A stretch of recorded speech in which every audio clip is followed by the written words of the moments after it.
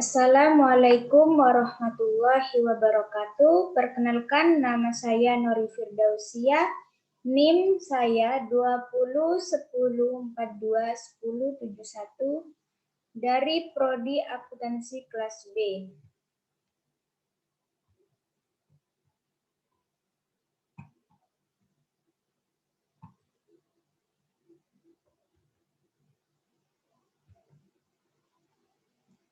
Saya di sini akan menjelaskan 3 penjelasan, yaitu 1. Kalimat, 2. Kalimat efektif, 3. Paragraf. Kalimat itu sendiri adalah kumpulan kata yang setidaknya terdiri atas subjek dan predikat. Kalimat pun dapat terbagi dari satu klausa maupun beberapa klausa. Kalimat menurut para ahli. 1.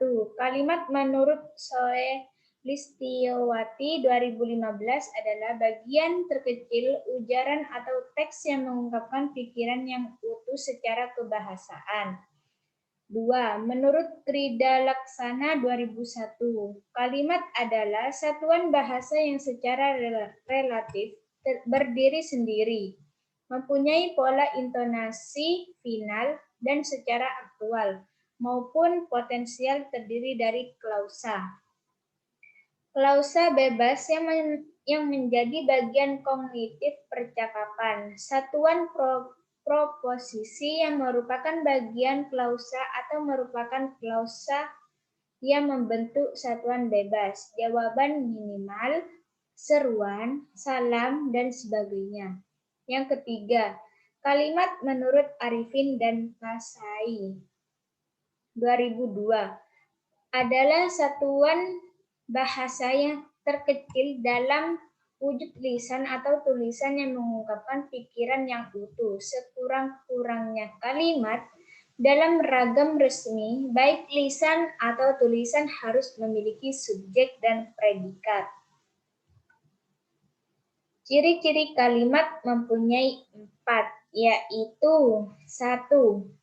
Merupakan satu kesatuan bahasa yang memiliki fonem dan morfem. Fonem adalah bunyi pada sebuah bahasa yang membedakan makna dalam sebuah kata, sedangkan fonem adalah bentuk bahasa yang mengandung arti pada sebuah kata. Yang kedua, dapat berdiri sendiri meskipun tidak ditambah dengan kalimat lengkap. Yang ketiga, mempunyai pola intonasi akhir. Yang keempat, adanya huruf kapital dan tanda baca dalam sebuah kalimat. Unsur-unsur kalimat ada 5. Yang pertama, subjek. Subjek adalah kata benda dalam sebuah kalimat yang dapat berupa nama orang, hewan, benda, sapaan, dan lain-lain. Yang kedua, predikat adalah bagian yang menandai apa yang telah diucapkan ataupun dituliskan oleh pihak pertama. Yang ketiga, objek. Objek adalah sebuah hal atau perkara yang akan menjadi topik pembicaraan. Yang keempat, pelengkap. Pelengkap adalah bagian frasa verba yang membuatnya menjadi predikat lengkap dalam sebuah klausa. Yang kelima, keterangan. Keterangan adalah sebuah bagian kalimat yang memiliki tujuan untuk memperjelas kalimat. Unsur keterangan memiliki fungsi untuk menambah informasi pada kalimat yang akan disajikan sehingga komunikasi mudah dipahami. Jenis-jenis kalimat. Jenis kalimat menurut bentuk. Mempunyai 5, yaitu 1. Kalimat tunggal. Kalimat tunggal adalah kalimat yang memiliki satu klausa. Contoh, kalimat tunggal adalah sebagai berikut. Ayah sedang tidur. Yang kedua, kalimat majmu adalah kalimat yang memiliki lebih dari satu klausa. Contoh kalimatnya adalah ayah dan ibu senang membuat masakan soto Banjar. karena hidangan ini adalah makanan favorit mereka. Yang ketiga, kalimat majmuk setara. Kalimat majmuk setara adalah kalimat yang memiliki tingkatan klausa yang sama atau sederajat. Contoh kalimatnya adalah ayah membaca koran lalu minum kopi di teras rumah. Yang keempat, kalimat majmuk bertingkat. Kalimat majmuk bertingkat adalah kalimat yang memiliki tingkatan antar klausa satu dengan yang lainnya tidak seimbang.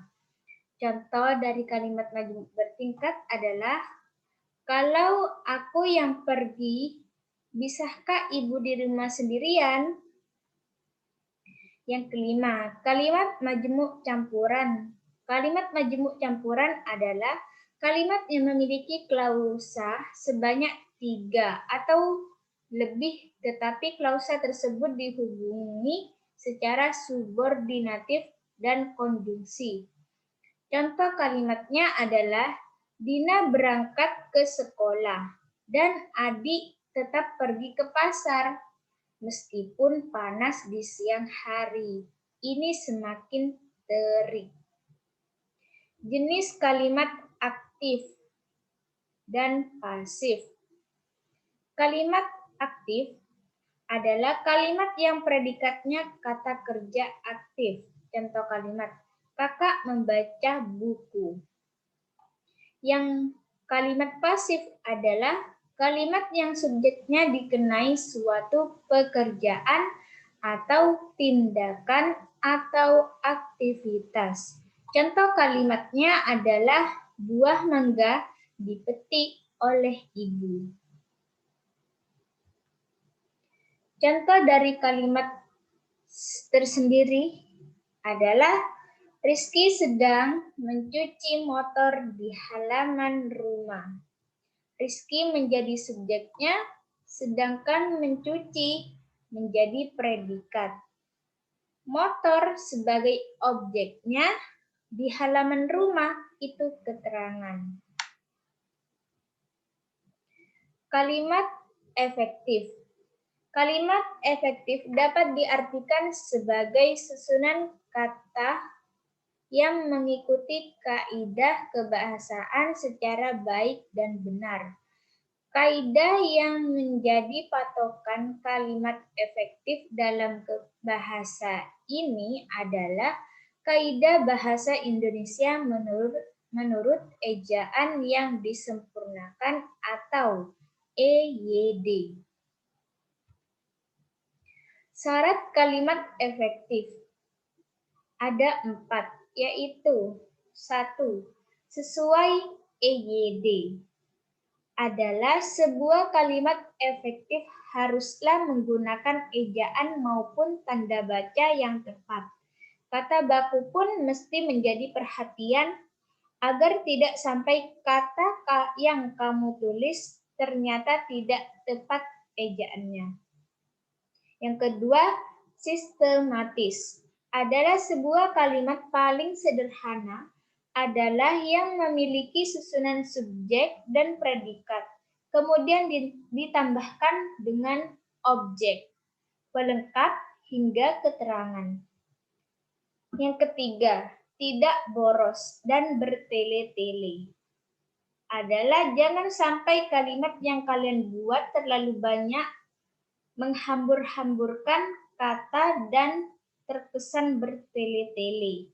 Pastikan susunan kalimat yang kalian rumuskan pasti dan ringkas, agar orang yang membacanya mudah menangkap gagasan yang kalian tuangkan.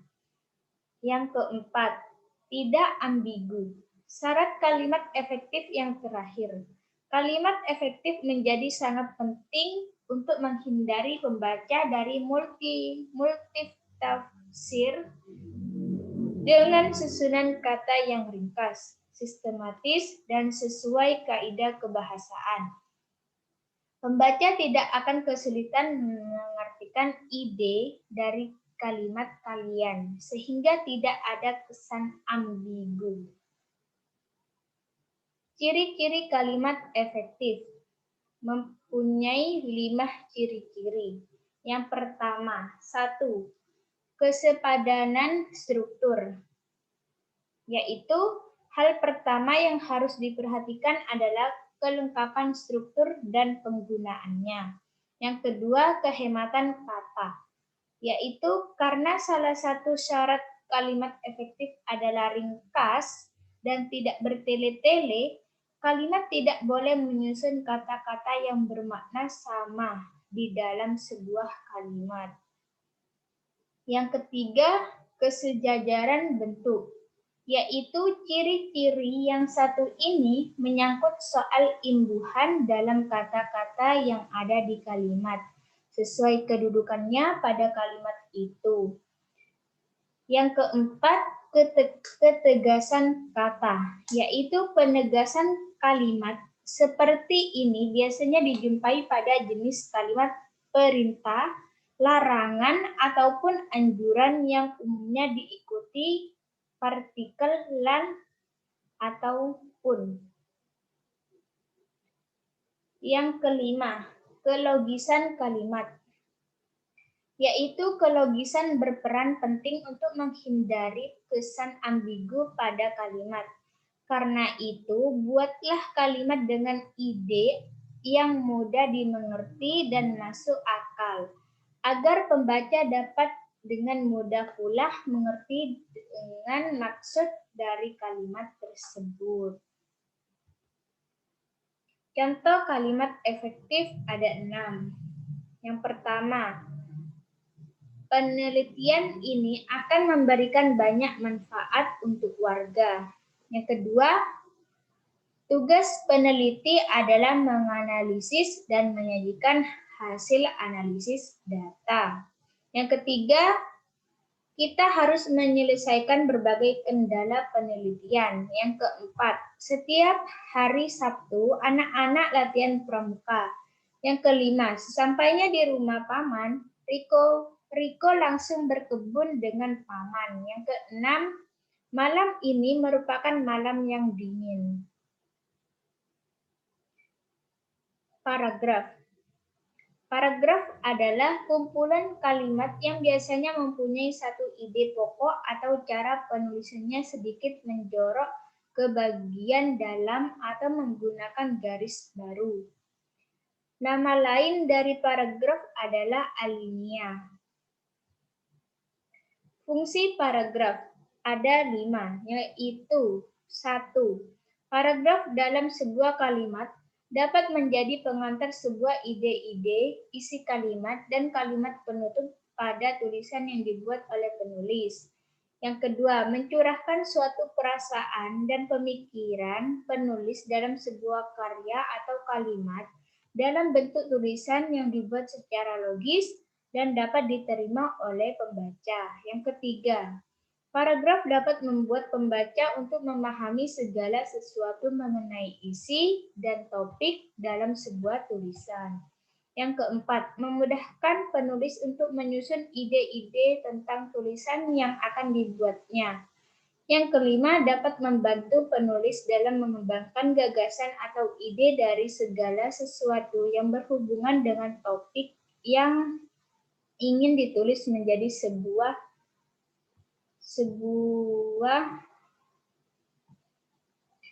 karya tulis.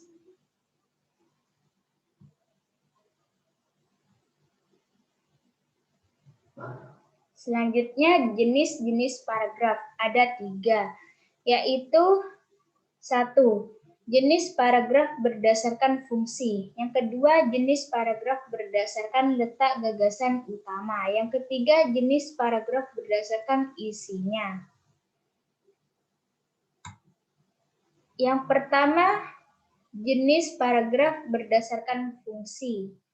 Mempunyai 4 struktur, yaitu 1. Paragraf pembuka. Dalam sebuah karangan, paragraf pembuka umumnya ditulis untuk memancing rasa keingintahuan pembaca terhadap isi artikel secara keseluruhan. Yang kedua, paragraf isi. Paragraf ini berisi bagian-bagian pokok dalam suatu karangan. Paragraf penutup. Paragraf ini biasanya berisi kesimpulan, saran, harapan, ringkasan, dan penekanan kembali hal-hal penting yang terdapat dalam setiap karangan.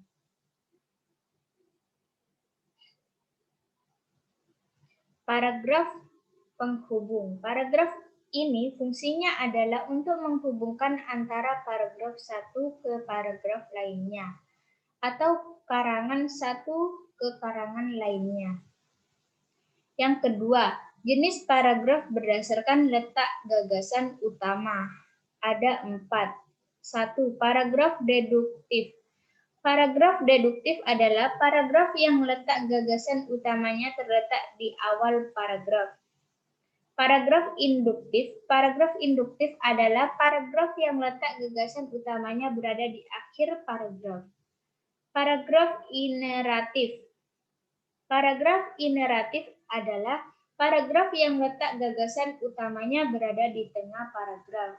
Paragraf campuran. Paragraf campuran adalah paragraf yang letak gagasan utamanya berada di awal dan juga akhir paragraf. Yang ketiga, jenis paragraf berdasarkan isi. Ada 5, yaitu 1. Paragraf eksposisi. Adalah paragraf yang isinya bertujuan untuk memberikan penjelasan atau pengertian secara singkat dan padat. Contohnya, kegiatan dalam merayakan ulang tahun TNI ke-72 tanggal 5 Oktober 2017 di lapangan Blang Padang, Banda Aceh. Semua warga Banda Aceh turut hadir menyaksikan serangkaian acara ulang tahun TNI ke-72 dengan berbagai ragam acara, seperti drum band, tari saman, dan acara lainnya. Yang kedua, paragraf deskripsi adalah suatu kalimat yang memaparkan isi gambaran pada suatu keadaan atau sebuah peristiwa yang bentuk tulisan sehingga pembaca seolah-olah dapat melihat, mendengarkan, merasakan, serta mengalami peristiwa tersebut. Contohnya, saat brownies coklat buatan ibuku dihidangkan untukku, wangi brownies coklatnya langsung tercium enak oleh hidungku. Saat aku mencoba memakannya, dengan rasa manisnya langsung membuat lidahku bergoyang. Sungguh, ibuku sangat pandai sekali membuat brownies coklat ini. Yang ketiga, paragraf persuasi adalah paragraf yang dimana isinya dapat mempengaruhi atau membujuk pembaca untuk tertarik dengan gagasan atau ajakan yang dibuat. Contohnya, membaca memang merupakan faktor penting dalam menguasai berbagai ilmu pengetahuan. Sebab seseorang tak memiliki niat untuk membaca, pasti tidak banyak memiliki tingkat pengetahuan. Karena ilmu pengetahuan biasanya bersumber dari buku. Yang keempat, paragraf argumentasi. Dalam adalah suatu kalimat paragraf di mana isi dapat menyajikan pembaca sehingga memperoleh dan menerima gagasan dalam sebuah karya yang ditulis oleh penulis. Contohnya, membaca memang merupakan faktor penting dalam menguasai berbagai ilmu pengetahuan. Seorang penasihat hukum pasti selalu membaca buku-buku yang terkait dengan hukum, sebab jika tidak membaca buku hukum, pasti ia akan merasa kesulitan dan tidak tahu apa saja pasal-pasal yang tertera di buku hukum. Seorang mahasiswa tidak mau membaca buku, maka akan mengalami kesulitan dalam menjawab soal-soal dari dosen.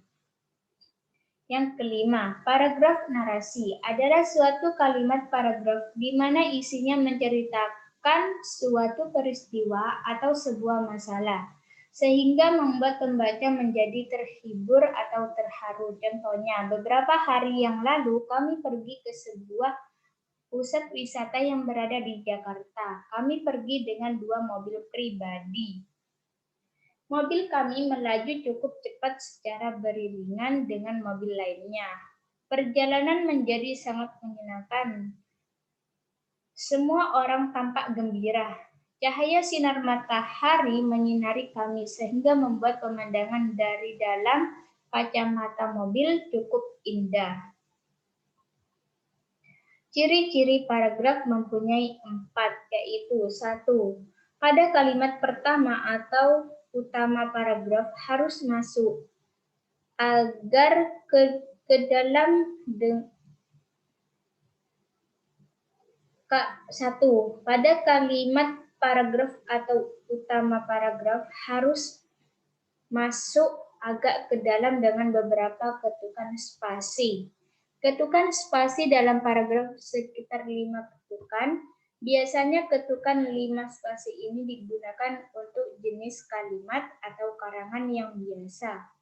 Yang kedua, paragraf biasanya digunakan sebagai pikiran utama dalam sebuah kalimat atau topik yang telah ditentukan oleh penulis. Yang ketiga, kalimat topik dan kalimat pengembang dalam paragraf memiliki fungsi dalam penulisan di mana fungsi tersebut dapat menjelaskan atau menerangkan pikiran utama dari penulis dalam menuliskan sebuah karya atau karangan dalam sebuah kalimat topik. Yang kelima, kalimat yang keempat. Selain itu, pada poin keempat, paragraf juga memakai sebuah kalimat penjelas dalam tulisan di mana kalimat penjelas tersebut berisikan tentang kedetailan dari kalimat topik. Paragraf memang bukan kumpulan dari kalimat topik. Tetapi, paragraf di sini berisi beberapa kalimat penjelas dan hanya 1 kalimat topik. Contoh kalimat dari paragraf. Nah, bisa dilihat sendiri kan, dari ciri-ciri paragraf tadi, kalimat utama dikasih spasi. Nah, contohnya, saya akan bacakan beberapa tips belajar menjelang ujian akhir nasional atau UAN. Jangan pernah belajar atau dadakan. Artinya belajar sehari sebelum ujian. Belajarlah mulai dari sekarang. Paragraf kedua. Belajar akan efektif kalau belajar kumpulan soal. Hal ini dapat dilakukan dengan cara menjawab soal-soal di buku kumpulan soal, mencocokkannya, lalu menilainya. Barulah materi yang tidak dikuasai dicari di buku. Oleh karena itu, maka sebaiknya para guru memberitahukan tips belajar menjelang UN. Nah, sekian dari saya. Apabila ada kata-kata yang saya salah ucap, mohon maaf. Saya akhiri. Assalamualaikum warahmatullahi wabarakatuh.